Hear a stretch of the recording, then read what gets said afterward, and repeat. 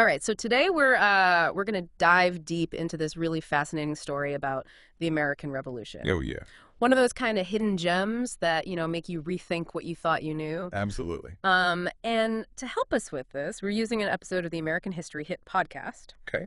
In this episode, host Dan Snow interviews historical interpreter Johanna Dunphy Right. to uncover how a somewhat bumbling French spy named Julien Alexandre de Bonvouloir played a key role.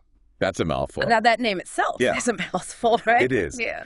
But, I think you're going to be surprised by just how much intrigue and honestly, just plain luck was involved in securing France's support for the American colony. Exactly. And that's precisely what we're exploring here today. Yeah. So let's set the scene. It's December 1775. The American colonies are taking on the mighty British Empire. Right. What was the situation like at that point?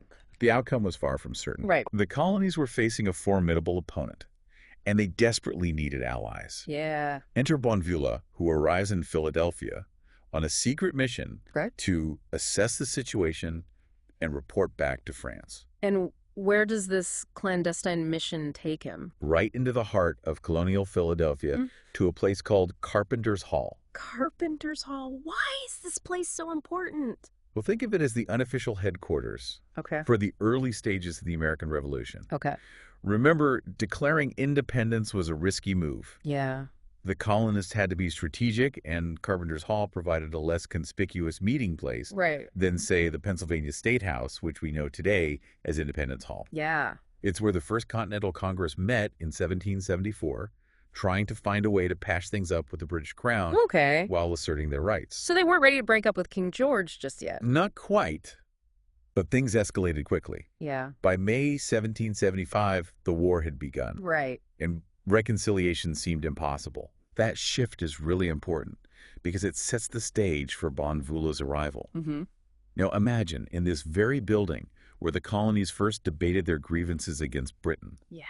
Bonvouloir is secretly meeting with key figures like Benjamin Franklin and John Jay. Talk about high stakes. Yeah. These meetings must have been so carefully orchestrated. Carefully planned. What were they hoping to achieve? It was a delicate dance. On the surface, they were disguised as mercantile discussions. Okay.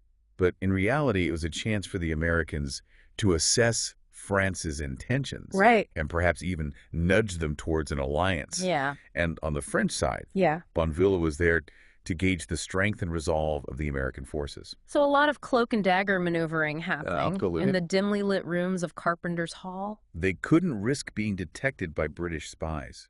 Every detail mattered. Wow. From the routes they took to the meeting to even minimizing smoke from the chimney. Oh, wow. There's a real sense of secrecy and danger surrounding these gatherings.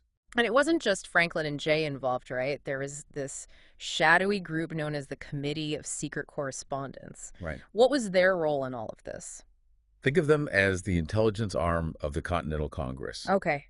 They were responsible for gathering information, communicating with potential allies like France, and even engaging in a bit of espionage themselves. And a key member of this committee was Arthur Lee, who was stationed in London right under the nose of the British government. Wow. Talk about living on the edge. So they were likely pulling the strings behind the scenes, facilitating these secret meetings with Bonvouloir. They understood that France could be a game changer in this conflict. Right. But the big question is, how did they convince a powerful nation like France to back what many saw as a risky rebellion? Well, that's where Bonvouloir's report comes in, right? And this is where things get really intriguing. Intriguing is an understatement. His report back to France was filled with, let's say, creative interpretation of the situation in the colonies. Okay, I'm hooked. Tell me more about these creative interpretations. Well, imagine you're a French official reading this report. Yeah. You're expecting a sober, factual assessment of the American forces. Instead, you get a wildly exaggerated account that paints them as a powerful and unified force ready to single-handedly defeat the British. He wasn't exactly aiming for accuracy then. Not quite. For example, he claimed that the Continental Army had 50,000 regular soldiers. 50,000? In reality, the actual numbers were far lower, closer to 18,000 at their peak that summer. Wow. Not only that, but he declared American independence to be a certainty in 1776. Now, that takes some serious confidence, especially considering the Continental Army's actual struggles with recruitment and resources. Big time. So why do you think he went to such lengths to paint this rosy picture? That's the million-dollar question, and historians have offered several possible explanations. Okay. It could be a combination of genuine sympathy for the American cause, a desire to impress his superiors, and maybe even a belief that France wanted to hear good news. Or maybe he thought a little embellishment wouldn't hurt. Perhaps. Whatever his motives, his report had a significant impact on how France viewed the American Revolution. And we'll dive deeper into that in just a moment. So we've got Bonvouloir's report brimming with exaggeration, making its way across the Atlantic. Right. What kind of impact did it have on the French court? Were they immediately convinced, ready to jump into war on behalf of these supposedly superpowered colonists? Not so fast. While Bonvouloir's report certainly stirred things up, the French court was far more pragmatic. They had their own interests to consider, and throwing their weight behind a rebellion against a major power like Britain was a huge gamble. Makes sense. So what was their main concern? Were they doubtful about the Americans' ability to actually win this war? Absolutely. Remember, while Bonvouloir was painting this picture of a strong and united force, the reality on the ground was much different. The Continental Army was, to put it mildly, a work in progress. They were chronically short on supplies, weapons, and even food. Oh, wow. Recruitment was a constant challenge, and their soldiers lacked the training and discipline of the British troops. So it was more David versus Goliath than Bonvouloir led on? More like a very scrappy underdog with a lot of heart, but lacking some serious resources going up against a giant. Yeah.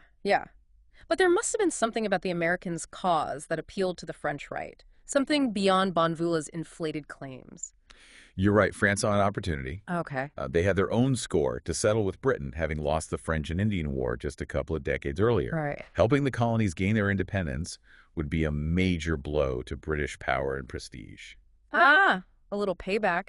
So how did they play this? Did they go all in right away or test the waters first?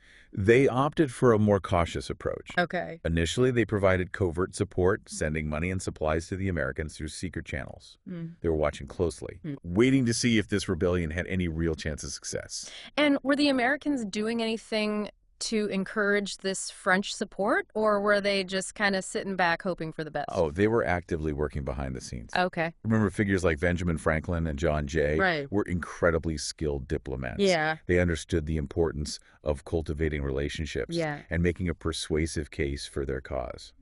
So while Bonvouloir was busy exaggerating troop numbers, the American leaders were engaging in some strategic diplomacy of their own. Exactly. It was a two-pronged approach. Bonvouloir's report piqued French interest, while figures like Franklin and Jay worked to solidify that interest into tangible support. A good cop, bad cop routine. In a way, yes. And then a major turning point came in 1777 with the American victory at the Battle of Saratoga. Saratoga was a big deal, wasn't it? Huge. Yeah. It showed the French that the Americans were more than just a ragtag bunch of rebels. They could actually win battles against the mighty British Army. This victory, coupled with the ongoing diplomatic efforts, finally convinced France to formally enter the war in 1778 with the signing of the Treaty of Alliance. A game changer for the Americans, I imagine. Absolutely. French military and financial support proved crucial in turning the tide of the war. Suddenly, Britain wasn't just facing rebellious colonists, but a powerful European nation. So Bonvouloir's embellished report, the Americans' persistence, and a key victory at Saratoga all came together to bring France into the war. A perfect storm, so to speak. It's fascinating to see how these different threads, some intentional, some accidental, intertwined to shape such a pivotal moment in history. It really makes you wonder, though, wouldn't France have eventually joined the war? Even without Bonvouloir's inflated claims? Were they just waiting for the right moment? That's a question historians continue to debate. It's likely French support for the colonies was only a matter of time. But did Bonvouloir's report accelerate the process? Did it make the Americans seem like a more appealing ally? Perhaps outweighing some of those concerns about their military capabilities. That's a tough one. It's like trying to untangle a knotted thread. Exactly. We can't rewind history and remove Bonvouloir from the equation. But his story offers a glimpse into how misinformation, Yeah.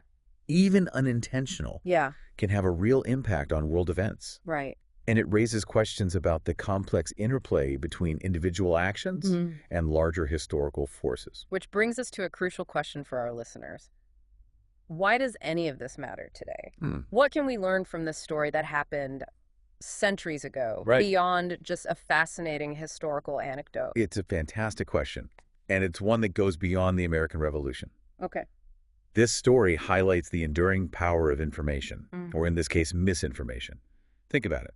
A single report filled with exaggerations had a ripple effect that impacted the course of an entire war and the birth of a nation.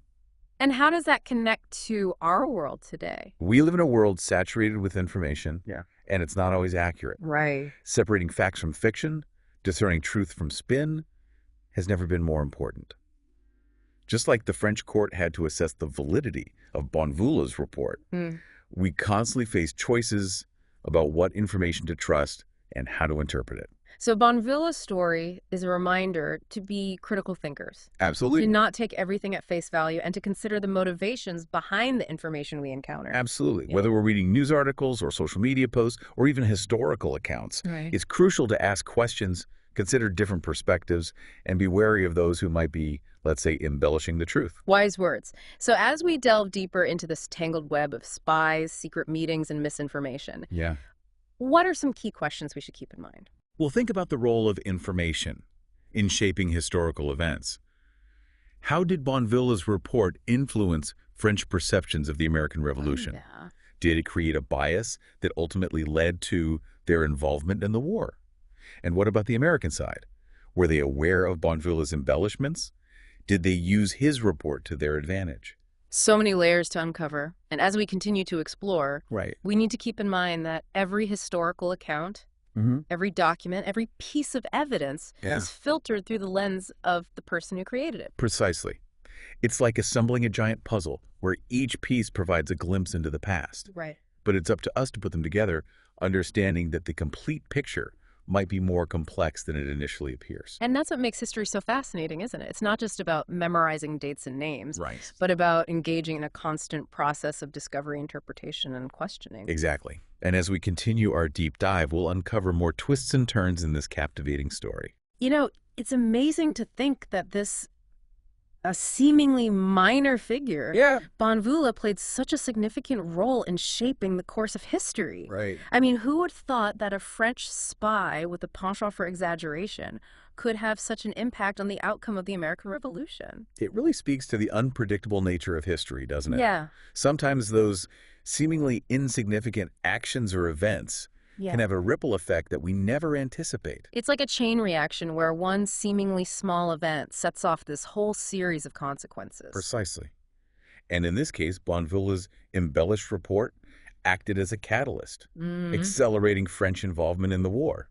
It's a reminder that even in a world of grand armies and powerful leaders, individuals can still make a difference. And it also highlights the power of narratives.